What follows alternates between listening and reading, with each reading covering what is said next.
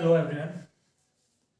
जैसे कि CBSE term second के एग्ज़ाम स्टार्ट होने जा रहे हैं और उसी चीज़ को माइंड में रखते हुए काफ़ी बच्चे ऐसे हैं जिन्हें कंसेप्ट की नॉलेज तो है, लेकिन जैसे वो क्वेश्चन आता है तो उनको ये नहीं पता होता कि इस क्वेश्चन का आंसर क्या होगा या फिर इस क्वेश्चन में हमें क्या लिखना है। तो उसी चीज़ को ध्यान में रखते हुए स्टूडेंट्स के लिए मैंने डिसाइड किया है कि सीबीएसई जो सेकेंड टर्म है उसके जितने भी लास्ट ईयर में जो क्वेश्चन आए हुए हैं हम उन क्वेश्चन को यहाँ डिस्कस करेंगे कि इस क्वेश्चन का क्या आंसर आएगा। तो इसके तुम्हारे लिए बहुत ज़्यादा बेनिफिट होंगे। इसका फ़ायदा ये होगा कि तुम्हें एक तो ये पता चल जाएगा कि जो बोर्ड लेवल पे जो क्वेश्चन उठते हैं, सीबीएसई जो क्वेश्चन उठाता है वो किस टाइप के क्वेश्चन पुटअप करता है और उन क्वेश्चन के आंसर कैसे लिखने हैं। तो सबसे पहले हम स्टार्ट करते हैं रो ऑप्टिक्स से और इसका पार्ट फर्स्ट है आज और इसको हम 5 या 6 वीडियो के अंदर कंप्लीट कर देंगे। तो लेट्स स्टार्ट। सबसे पहला क्वेश्चन यहाँ लिखा हुआ है, सामने देखो। A concave lens of refractive index 1.5।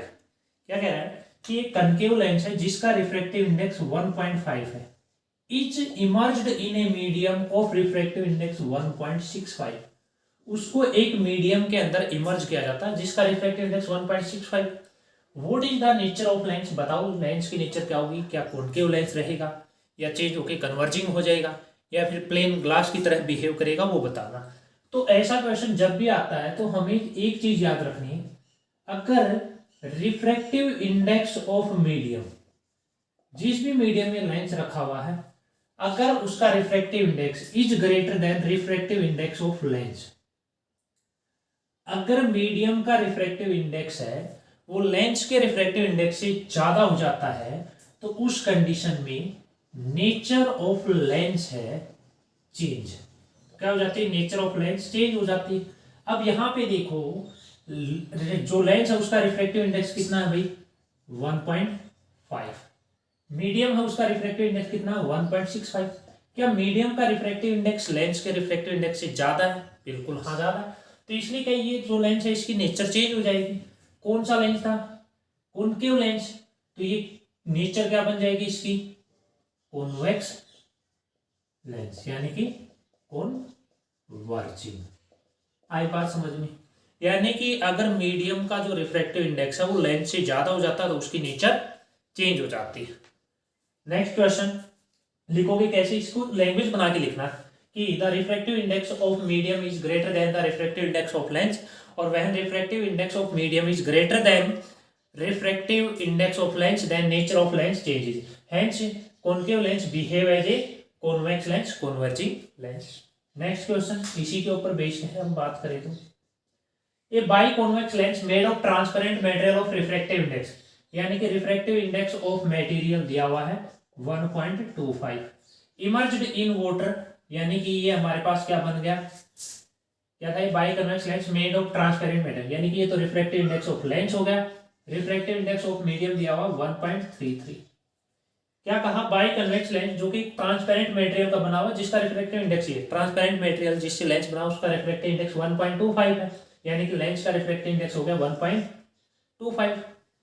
Refractive index of medium जिसका 1.33 वाटर उसमें रखा जाता है। तो बताओ जो लेंस है वो बिहेव करेगा कन्वर्जिंग या डाइवर्जिंग? तो यहां से देखेंगे क्या रिफ्रैक्टिव इंडेक्स ऑफ मीडियम है उसका रिफ्रैक्टिव इंडेक्स क्या लेंस के रिफ्रैक्टिव इंडेक्स से ज्यादा? देखो लेंस का 1.25 है और मीडियम का कितना? 1.33।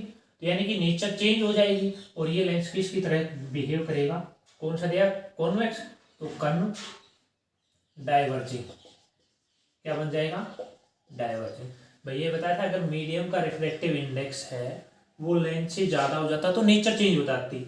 यहाँ लेंस बना हुआ है एक मटेरियल से जिसका रिफ्रैक्टिव इंडेक्स 1.25 है और वाटर में डाला जाता है जिसका रिफ्रैक्टिव इंडेक्स 1.33 है। तो क्या मीडियम का रिफ्रैक्टिव इंडेक्स ज्यादा हो गया लेंस से तो नेचर चेंज हो जाएगी। कॉन्वेक्स लेंस था तो किसकी तरह बिहेव करेगा? कॉनकेव की तरह बिहेव करेगा। यहां तक कोई दिक्कत? नेक्स्ट क्वेश्चन की तरफ चले।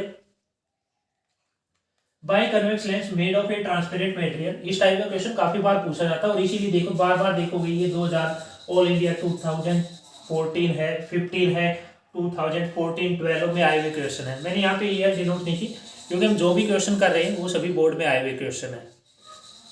ए biconvex lens made of a transparent material of refractive index 1.5, यानी कि रिफ्रैक्टिव इंडेक्स ऑफ लेंस है वो दिया हुआ 1.5। रिफ्रैक्टिव इंडेक्स ऑफ मीडियम दिया हुआ 1.33। क्या देखो लेंस का रिफ्रैक्टिव इंडेक्स है वो ज्यादा हो गया मीडियम से, तो इसमें नेचर चेंज नहीं होगी। लेंस क्या रहेगा, कौन सा था, कन्वेक्स, तो कैसा लेंस रहेगा, कन्वेक्स लेंस रहेगा। अगर लेंस का रिफ्रैक्टिव इंडेक्स ज्यादा होता है उस केस में फोकल लेंथ चेंज होती है लेकिन नेचर चेंज नहीं होती। यहां तक कोई दिक्कत। चलो नेक्स्ट क्वेश्चन नंबर 4 की तरफ चलते हैं। साथ ही साथ इन क्वेश्चन को नोट भी कर सकते हो ताकि जैसे ही एग्जाम का टाइम आए, एग्जाम से पहले तुम लोग इसको रिवाइज कर सको। अगले क्वेश्चन की तरफ हम बढ़ते हैं जो कि नीचे लिखा हुआ है। आई होप सभी नोट्स भी बना रहे होंगे, साथ ही साथ इन क्वेश्चन को नोट कर रहे होंगे जैसे भी स्टेबल लगे। देखो अगला क्वेश्चन क्या है, a convex lens is placed in contact with a plane mirror. ये कहता है कॉन्वेक्स लेंस को एक प्लेन मिरर के कॉन्टेक्ट में रखा जाता है। आंसर देखो इसका, ये एक प्लेन मिरर है, इसके कॉन्टेक्ट में एक कॉन्वेक्स लेंस को रख दिया हमने। यही लैंग्वेज, देखो क्वेश्चन की जो लैंग्वेज दी है उसी के अकॉर्डिंग हम इसको सोल्व करते जाएंगे। A convex lens is placed in contact with a plane mirror, plane mirror के कॉन्टेक्ट में रख दिया। A point object at a distance of 20 centimetre on the axis of this combination. मान लेते इस कॉम्बिनेशन की एक्सिस है और यहाँ पे कोई एक पॉइंट ऑब्जेक्ट है जो कि यहाँ से कितनी डिस्टेंस के ऊपर है, 20 सेंटीमीटर के डिस्टेंस के ऊपर है। Has its image coinciding with itself. ये कहता है इसकी जो इमेज बनती है ना वो इस ऑब्जेक्ट के साथ कोइंसाइड कर रही है। कोइंसाइड का मतलब जहां ऑब्जेक्ट रख रहा है वहीं पे इमेज बन रही है। What is the focal length of lens, तो बताओ इस लेंस की फोकल लेंथ क्या होगी। अब थोड़ा दिमाग लगाना पड़ेगा, क्या इस ऑब्जेक्ट से रे ऑफ लाइट आएंगी, बिल्कुल आएंगी, डालो। कन्वेक्स लेंस पे गिरेंगी, कन्वेक्स लेंस पे गिरेंगे, गिरने के बाद ये मिरर पे डालेगा, मिरर पे, मिरर से रिफ्लेक्ट होके क्या वापस आएंगे, वापस आएंगे। और कहता है वापस आते टाइम भी कहां पे इमेज बना रही है, जहां ऑब्जेक्ट रखा हुआ। ये चीज तभी पॉसिबल हो सकती है, देखो जिस रास्ते से रे ऑफ लाइट जा रही है वापस उसी रास्ते को अगर रिपीट कर जाए, देखो यहां से रे ऑफ लाइट गई, मिरर पे गिर के अगर वापस यहीं आ जाए तो क्या ओ पे ही इमेज बन जाएगी। और ऐसा तभी होगा जब इस मिरर के ऊपर जो रे ऑफ लाइट नॉर्मली गिरी, यानी यहां आ रही है प्लेन मिरर पे नॉर्मली गिरी, जब नॉर्मली गिरती क्या वापस रिफ्लेक्ट कर देता है और रे ऑफ लाइट आएंगी यहाँ, और यहां से आने वाली क्या ओ पॉइंट के ऊपर आके वापस इमेज बना रही है। और ओ पे तो तभी बना सकते हैं, देखो यहां से मिरर से पैरेलल आ रही है, ओ पे तभी बनाएंगी जब O is act as focus point, focus point की तरह क्या करें, काम करें। इसका मतलब ये जो इमेज बन रही है वो कहां पे बन रही है, image is formed at the focus coinciding with object, object के साथ कोइंसाइड करते हुए फोकस पे बन रही है। फोकस पे बन रही है तो इसकी फोकल लेंथ वही होगी जो इसकी ऑब्जेक्ट डिस्टेंस है, यानी कि इसकी फोकल लेंथ क्या आ जाएगी, 20 सेंटीमीटर। थोड़ा सा कंफ्यूज करने के लिए इस क्वेश्चन को डाला गया था, बिल्कुल सिंपल क्वेश्चन था, इसके अंदर कुछ नहीं था ज्यादा।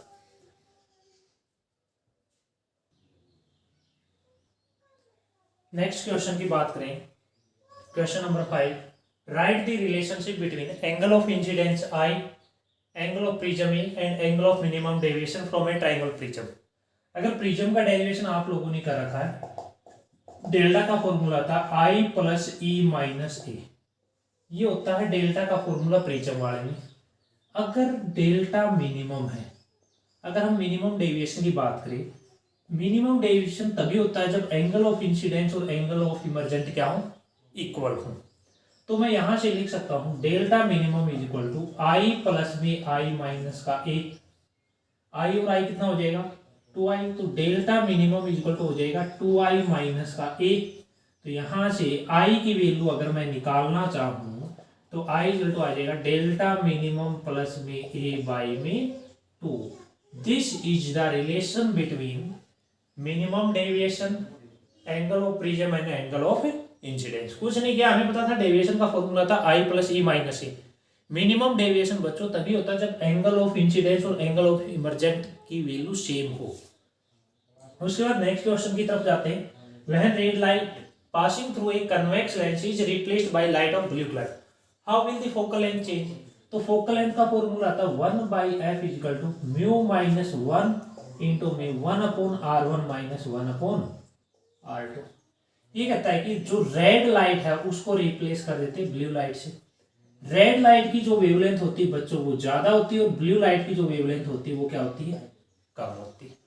जैसे मैं रेड लाइट की जगह ब्लू लाइट लगाऊंगा तो उसकी वेवलेंथ घट जाएगी, और हमें पता है जो वेवलेंथ होती है वो इनवर्सली प्रोपोर्शनल होती है रिफ्रैक्टिव इंडेक्स की। जिसकी वेवलेंथ जितनी कम होगी रिफ्रैक्टिव इंडेक्स उतना ही ज्यादा होगा, और रिफ्रैक्टिव इंडेक्स जितना ज्यादा होगा फोकल लेंथ क्या होगी, उतनी ही कम होगी। आई बात समझ में? यस और नो? कैसे आया देखो, रेड लाइट को ब्लू लाइट से रिप्लेस करेंगे तो हमें पता है ब्लू लाइट की वेवलेंथ कम होती है तो उसका रिफ्रैक्टिव इंडेक्स ज्यादा होगा, यानी कि ये वैल्यू बढ़ेगी। अगर ये वैल्यू बढ़ेगी तो इनवर्सली प्रोपोर्शनल फोकल लेंथ भी, यानी कि फोकल लेंथ क्या हो जाएगी, डिक्रीज हो जाएगी। लिखोगे इसके लैंग्वेज में कैसे लिखोगे, when red light is replaced by blue light we know that the wavelength of blue light is smaller than the wavelength of red light. As we know, refractive index is inversely proportional to wavelength. As the wavelength of light decreases, refractive index increases. As refractive index increases, focal length decreases. Next question, how does the focal length of a lens change when red light? अगर red light को मैं violet से replace कर दूं तो हमें पता है कि जैसे वोलेट से रिप्लेस करेंगे इसकी वेवलेंथ घटेगी। वेवलेंथ घटेगी तो रिफ्रैक्टिव इंडेक्स बढ़ेगा, और रिफ्रैक्टिव इंडेक्स बढ़ेगा तो फोकल लेंथ क्या हो जाएगी, डिक्रीज हो जाएगी। तो इस केस में भी फोकल लेंथ क्या होगी, डिक्रीज हो जाएगी। फॉर्मूला याद रखो इसका। नेक्स्ट क्वेश्चन है question number 8, under what condition does a biconvex lens of glass having a certain refractive index act as a plain glass sheet when immersed in a liquid। ये कहता है कि अगर मैं किसी भी बाई कन्वेक्स लेंस को किसी एक लिक्विड में रखता हूं तो क्या वो कंडीशन होगी, उस कंडीशन में ये जो लेंस है वो एक प्लेन शीट की तरह बिहेव करे। तो इसकी सिंपल कंडीशन है बच्चों, अगर refractive index of lens is equal to the refractive index of medium then lens behave as plane glass sheet.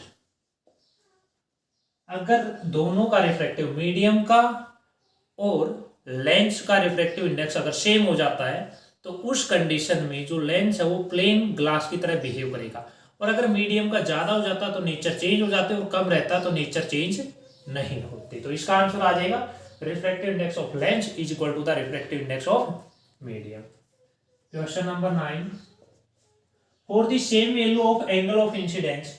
ये कहता है इन सभी के लिए ए बी और सी तीन मीडियम दिए हुए हैं, इनका जो एंगल ऑफ रिफ्रैक्शन दिया हुआ ए का वो 15 डिग्री है, बी का 25 डिग्री है और सी का 35 डिग्री। सभी के लिए एंगल ऑफ इंसिडेंस है उसकी वैल्यू सेम रहेगी। In which medium would the velocity of light be minimum. तो ये पूछ रहा है कि वेलोसिटी ऑफ लाइट है वो किस में मिनिमम होगी। अगर मैं स्नेल्स लॉ की बात करूं म्यू इक्वल टू होता है साइन आई अपॉन में sine r is equal to c by b. अब क्या मैं यहां से कह सकता हूं जो v है, देखो v है क्या वो डायरेक्टली प्रोपोर्शनल है साइन आर के, ये रिलेशन ना, c डायरेक्टली प्रोपोर्शनल है साइन आई के। इसका मतलब v is minimum when angle of refraction is minimum, यानी कि smaller is the angle of refraction less is the speed. Angle of refraction जितना कम होगा स्पीड उतनी कम होगी। एंगल ऑफ रिफ्रैक्शन सबसे कम किस में, ए में, तो यानी कि इसका आंसर क्या आ जाएगा फॉर मीडियम ए। कि मीडियम ए के लिए स्पीड ऑफ लाइट है वो क्या होगी, सबसे कम होगी मीडियम ए के अंदर, अगर हम इसको देखना चाहेंगे तो।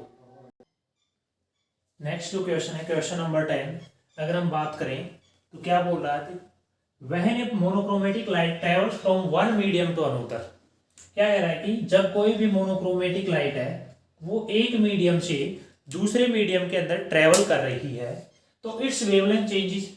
पता है कि वेवलेंथ चेंज हो जाती है but frequency remains the same. Frequency है वो सेम रहती है, वो चेंज नहीं होती। क्यों नहीं होती, तो देखो इसका रीजन क्या होगा क्यों नहीं होती। बिकॉज अगर ध्यान से देखोगे रिफ्रैक्शन जिसने पढ़ा, because refractive index for a given pair of medium depends on ratio of wavelength और velocity in media not on frequency. ये जो क्वेश्चन चल रहे हैं ये 1 या 2 नंबर के है। यानी कि ये कहता है कि वेवलेंथ चेंज क्यों होती है, तो कोई वेवलेंथ चेंज होने का मतलब उसका रिफ्रैक्टिव इंडेक्स चेंज हुआ। और हमें ये बात पता है कि जैसे रिफ्रैक्टिव इंडेक्स निकाले मीडियम सेकेंड का मीडियम फर्स्ट के रिस्पेक्ट में, तो उसका फॉर्मूला होता है μ2 अपॉन में μ1 इज इक्वल टू λ1 अपॉन में λ2 और v1 अपॉन v2। जिसकी स्पीड जितनी कम होगी उसका रिफ्रैक्टिव इंडेक्स उतना ही ज्यादा। तो हमें पता है कि जो रिफ्रैक्टिव इंडेक्स होता है किसी भी एक दिए गए पेयर ऑफ मीडियम के लिए वो डिपेंड करता है या तो वेवलेंथ के रेशियो पे या फिर स्पीड के रेशियो पे, नहीं कि फ्रीक्वेंसी पे। इसीलिए एक मीडियम से जब लाइट दूसरे मीडियम में ट्रेवल करती है तो उसकी वेवलेंथ चेंज हो जाती है और फ्रीक्वेंसी चेंज नहीं होती। चलिए नेक्स्ट क्वेश्चन की तरफ। आई होप आप लोगों को समझ में आ रहा होगा। The refractive index of diamond is much greater than that of glass. जो रिफ्रैक्टिव इंडेक्स होता है डायमंड का, रिफ्रैक्टिव इंडेक्स ऑफ डायमंड की बात करें वो लगभग 2.42 होता है, जो कि ग्लास से बहुत ज्यादा होता है। ग्लास का लगभग 1.5 के समथिंग होता है। How does diamond cutter makes use of this fact. अब इसका यूज कैसे लेते हैं, तो इसका यूज ये होता है कि इनका रिफ्रैक्टिव इंडेक्स ज्यादा हो जाता है तो इनका जो क्रिटिकल एंगल होता है डायमंड का वो क्या होता है, स्मॉल होता है। क्रिटिकल एंगल क्या होता है, स्मॉल होता है। अगर क्रिटिकल एंगल स्मॉल होता है तो इसको इस प्रकार से कट किया जाता है कि जब लाइट इसमें गिरती है तो उसका क्या हो जाता है, मल्टीपल रिफ्लेक्शन होता है। बार बार लाइट क्या होती रहती है, रिफ्लेक्शन होती रहती है। मल्टीपल कौन सा रिफ्लेक्शन होता है, TIR होता है। और TIR होता है तो वो एक ब्रिलियंस देगा, एक चमक देगा, और इसीलिए इसी का यूज लेते हैं। डायमंड जो कटर होते हैं वो डायमंड बनाते हैं, इसको इस प्रकार से कट करते हैं कि इसका रिफ्रैक्टिव इंडेक्स ज्यादा है तो इसका क्रिटिकल एंगल स्मॉल आएगा। क्रिटिकल एंगल स्मॉल आएगा तो जब भी लाइट गिरेगी तो उसका इंसिडेंट एंगल हमेशा क्रिटिकल एंगल से ज्यादा रहेगा, और अगर ज्यादा रहेगा तो रे ऑफ लाइट का बार बार क्या होता रहेगा, TIR होता रहेगा। अगला question, if a ray of light propagate from rare to a denser medium how does it frequency change. अभी ऊपर वाले क्वेश्चन में बताया था क्वेश्चन नंबर 10 में कि जब एक मीडियम से दूसरे मीडियम में रे ऑफ लाइट जाती है तो उसकी फ्रीक्वेंसी सेम रहती है, frequency does not change. Frequency के अंदर कोई चेंज नहीं आता, फ्रीक्वेंसी क्या रहेगी, सेम रहेगी। तो यहां लिखोगे फ्रीक्वेंसी रिमेन्स दी कांस्टेंट। क्वेश्चन नंबर 13 की बात करें, जितने भी क्वेश्चन मैं पहले बता चुका ये मैं वही क्वेश्चन करवा रहा हूं जो कि CBSE में आ चुके हैं। State the criteria for the phenomena of TIR of light takes place. TIR होता है टोटल इंटरनल रिफ्लेक्शन। इसके लिए क्या कंडीशन है, तो बच्चों इसके लिए 2 कंडीशन है। पहली कंडीशन क्या है, ray of light should go from denser to rare medium, कि जो रे ऑफ लाइट है वो डेंसर मीडियम से रेयर मीडियम में जानी चाहिए तभी TIR होगा। दूसरी कंडीशन क्या है, angle of incidence should be greater than critical angle, कि एंगल ऑफ इंसिडेंस है वो क्रिटिकल एंगल से ज्यादा होना चाहिए। अब क्रिटिकल एंगल क्या होता है, क्रिटिकल एंगल वो होता है वो इंसिडेंट एंगल जिसके लिए angle of reflection rare medium में 90 डिग्री हो जाता है, उस एंगल ऑफ इंसिडेंस को हम क्या बोलते हैं, क्रिटिकल एंगल बोलते हैं। तो ये 2 कंडीशन है बच्चों अगर TIR होना है तो। Question number 14, a lens behave as a converging lens in air. ये कहता है कि अगर मैं किसी लेंस को एयर में रखता हूं तो वो कन्वर्जिंग लेंस की तरह बिहेव करता है। And diverging lens in water, water के अंदर रखते ही डाइवर्जिंग लेंस की तरह बिहेव करता है। What will be the condition on the value of refractive index of the material, कि जो मटेरियल का रिफ्रैक्टिव इंडेक्स है इसके लिए कंडीशन क्या होगी। तो देखो कन्वेक्स लेंस था, वाटर में रखते ही कैसा लेंस बन गया, कॉनकेव। इसका सिंपल सा मतलब है कि नेचर ऑफ लेंस चेंज होगी। आई बात समझ में, nature of lens change.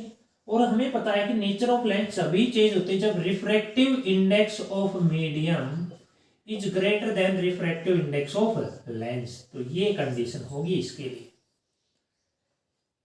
Next question की तरफ चलें। क्या कहता है अगला क्वेश्चन, एक कन्वर्जिंग लेंस कि हमारे पास एक कन्वर्जिंग लेंस है, उसको इन कॉन्टेक्ट रखा गया है विद ए कॉनकेव लेंस, यानी डाइवर्जिंग लेंस के कॉन्टेक्ट में रखा गया है, और ये कहता है कि दोनों की फोकल लेंथ इक्वल है। तो बताओ कॉम्बिनेशन की फोकल लेंथ क्या होगी। तो सबसे पहले मैं बता देता हूँ, किन्हीं भी दो लेंस के कॉम्बिनेशन की फोकल लेंथ का फॉर्मूला आता है 1/f1 प्लस 1/f2।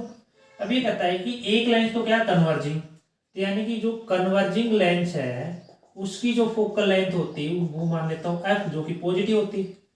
डाइवर्जिंग है उसकी फोकल लेंथ भी ये कह रहा है कि डाइवर्जिंग है उसकी फोकल लेंथ भी सेम है, f2 है, उसको मैं मान लेता हूँ। लेकिन हमें पता है कि जो डाइवर्जिंग कॉनकेव होता है उसकी फोकल लेंथ नेगेटिव होती है। अब f1 और f2 की वैल्यू यहाँ पुट करो, 1/f equal to 1/f minus 1/f, यानी 1/f इक्वल टू 0 आ गया, तो f इक्वल टू क्या आ जाएगा, इनफाइनाइट। यानी कि इस कॉम्बिनेशन की जो फोकल लेंथ होगी वो इन्फिनिटी होगी।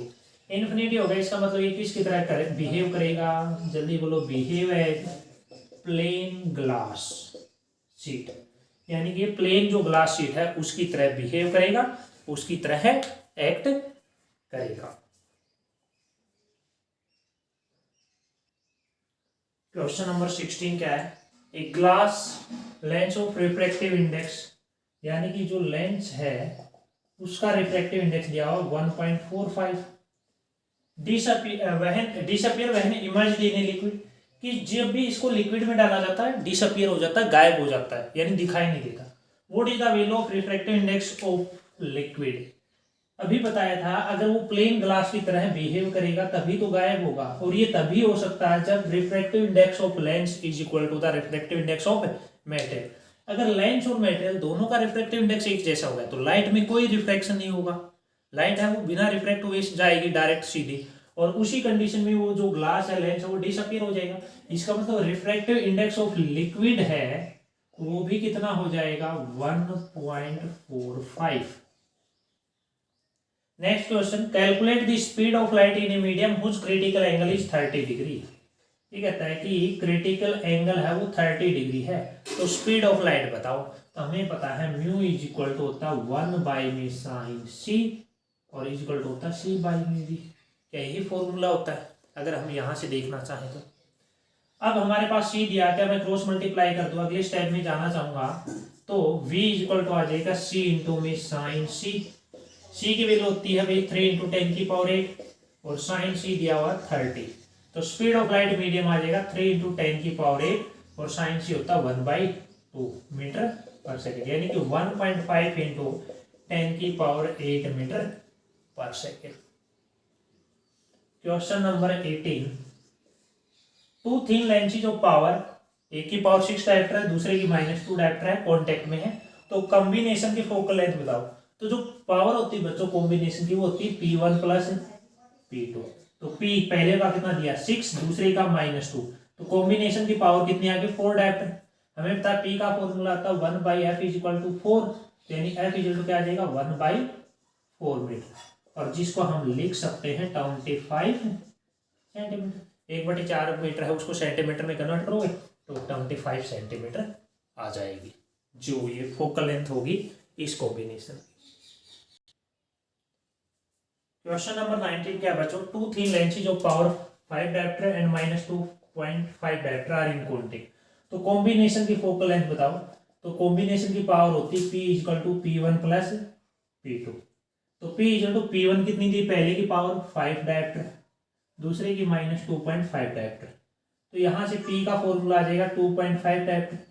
हमें पता है पावर P इक्वल टू होता है 1/f इक्वल टू 2.5 डायप्टर, तो F इक्वल टू आ जाएगा 1/2.5 मीटर। इसको आगे सोल्व करना चाहो सेंटीमीटर में तो वहां से भी कन्वर्ट कर सकते हो, लगभग 50 सेंटीमीटर के आसपास आ जाएगा। Two thin lenses of power, अगला देखो, इसकी जो पावर है 4 डायप्टर है और इसकी -2, तो कॉम्बिनेशन की पावर आ जाएगी 2 डायप्टर, तो P होता है 1/f इक्वल टू 2, तो F इक्वल टू आ जाएगा 1/2, तो इसका आएगा F इक्वल टू 50 सेंटीमीटर, और इसका आएगा F इक्वल टू, शायद निकालोगे तो 10/25 इंटू में 100 करो, यानी कि 40 सेंटीमीटर। तो ये कुछ क्वेश्चन थे रे ऑप्टिक्स का, हमारा आज फर्स्ट पार्ट था, उसमें हमने 20 क्वेश्चन को कवर किया। तो ऐसे करके हम 5 या 6 वीडियो के अंदर रे ऑप्टिक्स को कवर करेंगे और एटलीस्ट कम से कम 100 to 120 क्वेश्चन हम कवर करने की कोशिश करेंगे। तो आप इन क्वेश्चन को कवर कीजिए। अगर इस वीडियो से आप लोगों को कुछ हेल्प मिल रही है या फिर कुछ आप इसमें चेंज चाहते हैं तो वो मेरे को ज़रूर बताएं, ताकि मैं इसके अलावा आगे आने वाली वीडियो में उन चेंज को कर सकूँ और आपके लिए और ज़्यादा क्वेश्चन मैं कवर करवा सकूँ। Thank you.